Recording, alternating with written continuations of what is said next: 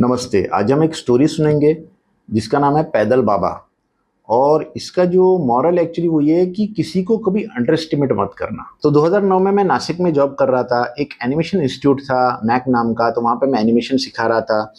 और उस टाइम पे क्या था कि सैटरडे संडे जो है ना वो छुट्टी होती थी। मतलब सैटरडे छुट्टी नहीं थी, लेकिन मैं बहुत बार सैटरडे को छुट्टी ले लेता था, हाफ डे ले लेता था। डायरेक्टर्स को ये बोलता था मैं कि मतलब वो जो एक्स्ट्रा लेक्चर है ना वो मैं आके ले लूंगा, या तो मैं पहले लेक्चर ले लेता था। तो ऐसे एक बार 2 बजे दोपहर को मैं निकला था, और बॉम्बे नाका करके वहां पे एक जगह है जहां से एसटी बस जो है महाराष्ट्र की, जो मतलब गवर्नमेंट की जो बस है, वो वहां से निकलती है वर्षा के लिए। 2 बजे की बस थी, तो मैं वहां बस के लिए वेट कर रहा था। तो मैं जब बस के लिए खड़ा था और मैं 1:30 बजे ही पहुंच गया था वहां पे, बस को भी टाइम था।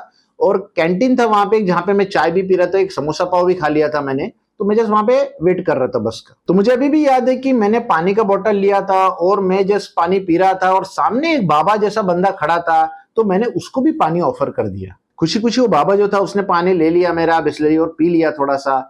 और उसके चेहरे पे अच्छी सी मुस्कान थी, और ऐसा लग रहा था कि कोई नॉर्मल बंदा है लेकिन बाबा के कपड़े में खड़ा है। ऐसा नहीं लग रहा था कि, क्योंकि बाबा जो नॉर्मली रहते हैं ऐसा लगता है जटा है, ये है, दाढ़ी लंबी रहती है। तो इसकी दाढ़ी भी छोटी थी और बाल भी मतलब छोटे थे, पर ये बाबा के ड्रेस में था। तो थोड़ी देर में बस आ गई और मैं बस में जाके चढ़ गया।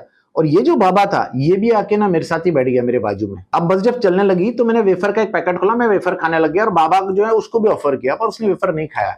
पर बाबा ने मुझे बताया कि उसको बहुत अच्छा लगा कि मैंने उसको पानी ऑफर किया। उसने मेरे को बोला कि आप बहुत अच्छे इंसान हो। तो उसने मुझे पूछा कि आप क्या हो, आप क्या कास्ट है। उसको जो पता लगा कि मैं ब्राह्मण हूं तो वो बहुत खुश हो गया। और लेकिन मैंने उसको बोला कि मैं नॉनवेज खाता हूं, तो उसमें उसने बोला कि यार आप नॉनवेज मत खाओ, आपको अगर मन करे तो गाय का दूध ले लो ताजा ताजा, तो उसमें क्या करो आप पनीर बना दो उसका, और पनीर की भुर्जी खाओ, आपको वही टेस्ट आएगा। और आपका जो मतलब कहीं ना कहीं मन जो है वो तामसिक नहीं होगा। और धीरे धीरे हम लोग और बातें करने लगे। पर मैंने धीरे धीरे नोट किया कि जो बाबा जो था वो लग रहा बाबा था, लेकिन उसको नॉलेज बहुत डीप थी। जैसे फॉर एग्जाम्पल बाबा जो था उसको मैं कुछ भी ऑफर कर रहा तो वो बाकी कुछ ले नहीं रहा था। पानी उसने लिया था लेकिन कुछ भी मेरा खा नहीं रहा था, क्योंकि वो जो टाइम था मेरा, उस टाइम पे मैं वेफर खाता था, पिज्जा खाता था, समोसा मिसल, मैं आगे पीछे खाने का देखता नहीं था।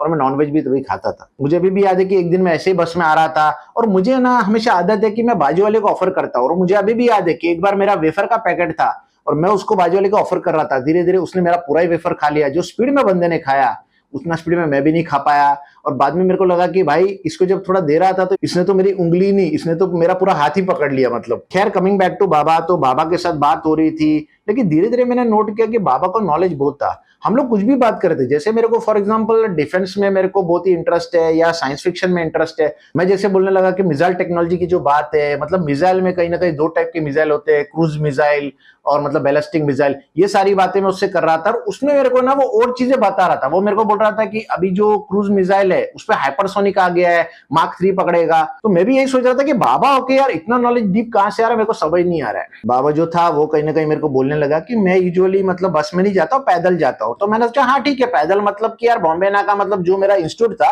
वहां से बॉम्बे नाका कुछ 3 किलोमीटर था। बोला 3 किलोमीटर तो मैं भी पैदल आ सकता हूँ।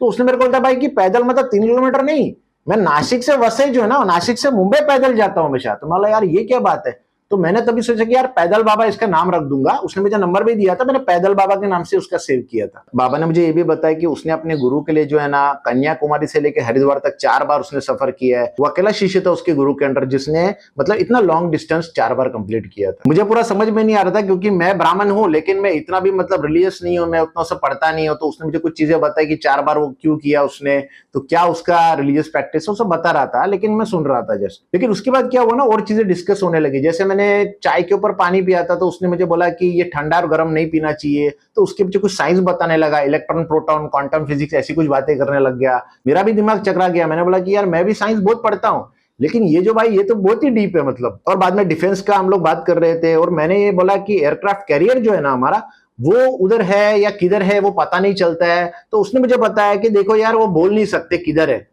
मैंने बोला कि ये क्या बात है, क्योंकि डिफेंस वाले को तो बोलना चाहिए ना किधर खड़ा है। तो उसने मुझे बताया कि देखो कैसा होता है ना, वो अगर बताया कि किधर खड़ा है, मान लो विशाखापट्टनम में हम लोग बोलेंगे कि एयरक्राफ्ट कैरियर जो है ना हमारा डिफेंस का वो खड़ा है, लेकिन एक्चुअल में खड़ा है कि नहीं वो पता नहीं सकते। और वो बाबा हंसने लगा। तो मुझे थोड़ा सा शक हुआ कि भाई ये बाबा है क्या है, कि ये रॉ का एजेंट है। तो कहीं ना कहीं 100% या तो बंदा डिफेंस में था पहले, या तो मतलब वो कोई साइंटिस्ट था, या तो मुझे लगता है कि रॉ का एजेंट भी हो सकता है। जो भी था वो, लेकिन कहीं ना कहीं उसने रिटायरमेंट लिया होगा और वो बाबा बन गया होगा। ये बात तो पूरी पक्की थी। और उसके बाद हम लोगों ने और भी बातें की, और कहीं ना कहीं हमारे जो बस डेपो है वसई का वो आ गया, वो उतर गया।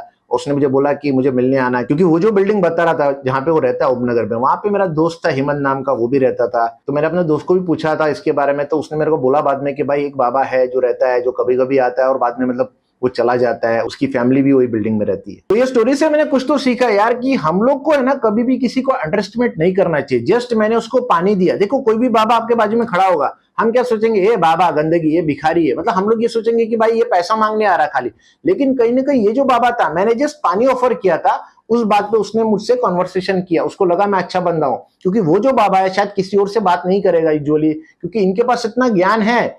लेकिन ज्ञान जो है ना उसका कहीं ना कहीं वैल्यू तभी होता है जब सीकर सामने होता है। बिन बात का सीकर अगर नहीं रहेगा तो ज्ञान का कोई वैल्यू नहीं है। तो मुझे लगता है यही मैंने सीखा कि आप कभी भी किसी को अंडर एस्टिमेट मत करो लाइफ में, चाहे कोई भी बंदा हो, चाहे वेटर हो, चाहे भिखारी हो, चाहे कोई निचले दर्जे का आदमी है, आप किसी को भी अंडर एस्टिमेट नहीं कर सकते हो। और हर बंदा है ना आपको कभी ना कभी ऐसी कोई चीज सिखाएगा जो शायद आपको समझ नहीं आ रहा है। और मुझे अभी भी याद है, मैं आपको दूसरा एग्जांपल दूंगा इसमें, कि मैं हमेशा एक होटल में जाता था खाने के लिए 2018 में, और मेरे को हमेशा ये कम्युनिकेशन का इशू आता था। जब भी मैं होटल में जाता था और मुझे समोसा खाना होता था, तो मैं वो सामने वाले बंदे को, जो मतलब होटल का जो मालिक था, उसको ये नहीं पूछ पाता था कि मतलब समोसा जो अभी बनाया है कि फिर से उसको तेल में उबाला है या मतलब गर्म किया है। तो ये चीजें जो है ना, ये मैं उसको पूछ नहीं पाता था, मैं बहुत बार कॉम्प्लिकेट कर देता था उसको पूछने में। तो एज ए मार्केटिंग बंदा मैंने ये सीखा कि मतलब वो जो कम्युनिकेशन था वो कहीं ना कहीं गंदा कम्युनिकेशन था, क्योंकि मैं जो चीज है ना छोटे में हो सकता था, वो मैं लंबा कर रहा था, उसको भी कंफ्यूज कर रहा था, और जिसकी वजह से टाइम भी वेस्ट होता है कहीं ना कहीं मतलब। और एक दिन एक पेंटर जैसा बंदा है और मेरे सामने बैठा,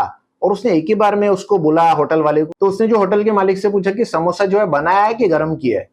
तो मेरे सामने जब उसने ये चीज बोला तो मैं भी एकदम चकाचौंध रह गया भाई, कि इतनी जो है मतलब ये कम्युनिकेशन कितना मतलब क्लियर था। भले वो पेंटर बंद है पर उसने कितना मतलब बारीकी से वो बोल दिया, और कितना मिनिमलिज्म में बोला कि समोसा जो आपने बनाया है कि गर्म किया, बस इतना सा ही पूछना था। और ये जो है ना पूछने के लिए मुझे कभी भी जमता नहीं था, मैं हमेशा इस चीज को कॉम्प्लिकेट कर रहा था। तो आपने कहीं ना कहीं पेंटर बंदे से सीखा कि कम्युनिकेट कैसे करना है। ये शायद कोई एमबीए का जो महारथी भी नहीं सिखा पाएगा आपको। कहीं ना कहीं आप कितना भी एमबीए कर लो, कितना भी सीख लो, अगर आप कहीं ना कहीं ये सब छोटी चीजें नहीं सीख सकते हो नॉर्मल बंदे से, तो कहीं ना कहीं एमबीए भी फेल हो जाएगा आपका, और आपका जो मतलब कहीं ना कहीं सीखने का जो ये वो भी फेल हो जाता है। तो मुझे लगता है ये बहुत इंपॉर्टेंट है कि कभी भी किसी को अंडर एस्टिमेट मत करो। तो आपके क्या व्यूज कमेंट है मुझे जरूर बताना। नमस्ते।